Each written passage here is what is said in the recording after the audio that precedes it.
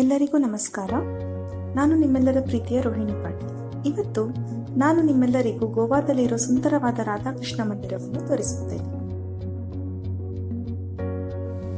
ಸುಂದರವಾದ ಕಡಲು ತೀರಗಳಿಗೆ ಹೆಸರುವಾಸಿಯಾಗಿರುವ ಗೋವಾ ಇದೀಗ ತನ್ನ ಗುರುತನ್ನು ಮರು ವ್ಯಾಖ್ಯಾನಿಸುವ ಹೊಸ ಆಧ್ಯಾತ್ಮಿಕ ಅದ್ಭುತವನ್ನು ಪಡೆದುಕೊಂಡಿದೆ.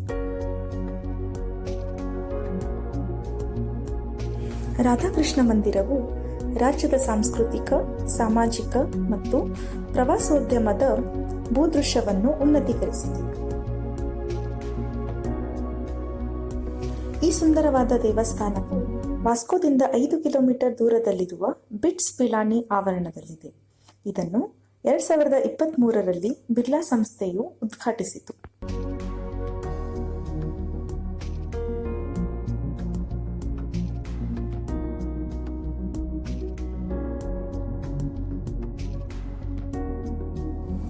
ಶ್ರೀಕೃಷ್ಣ ಮತ್ತು ರಾಧೆಯ ದೇವಾಲಯವು ಇದೀಗ ಪ್ರವಾಸೋದ್ಯಮವನ್ನು ಆಕರ್ಷಿಸುತ್ತದೆ, ಜೊತೆಗೆ ರಾಜ್ಯದ ಸಂಸ್ಕೃತಿಯನ್ನು ಸಹ ಎತ್ತಿ ಹಿಡಿಯುತ್ತಿದೆ. ಈ ರಾಧಾಕೃಷ್ಣ ದೇವಾಲಯದ ವಾಸ್ತುಶಿಲ್ಪದ ವೈಭವವು ಅದರ ನಾಗರ ಶೈಲಿಯ ನಿರ್ಮಾಣದೊಂದಿಗೆ ಎದ್ದು ಕಾಣುತ್ತಿದೆ. ಈ ಸುಂದರವಾದ ವಾಸ್ತುಶಿಲ್ಪವನ್ನು ಕಾಣಲು 2 ಕಣ್ಣುಗಳು ಸಾಲವು. ಇದು ವಿಭಿನ್ನ ಉತ್ತರ ಭಾರತದ ದೇವಾಲಯದ ವಿನ್ಯಾಸವನ್ನು ಪ್ರದರ್ಶಿಸುತ್ತದೆ.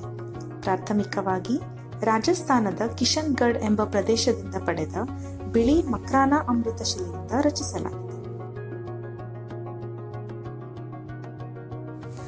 ದೇವಾಲಯದ ಸಂಕೀರ್ಣವು 5 ಸೊಗಸಾದ ಶಿಖರಗಳನ್ನು ಹೊಂದಿದೆ. ಸಂಕೀರ್ಣವಾದ ಕಲಾತ್ಮಕತೆ 2 ವರ್ಷಗಳಲ್ಲಿ ನಿಖರವಾಗಿ ಕೆತ್ತಲಾಯಿತು.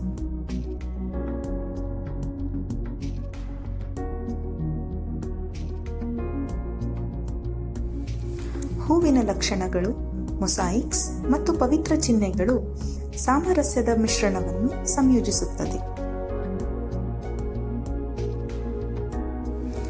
ನವಿಲುಗಳು ಮತ್ತು ಕಮಲಗಳಿಂದ ಅಲಂಕರಿಸಲ್ಪಟ್ಟ ಭವ್ಯವಾದ ಪ್ರವೇಶ ದ್ವಾರವು ದೇವಾಲಯದ ಆಕರ್ಷಣೆಯನ್ನು ಹೆಚ್ಚಿಸುತ್ತದೆ.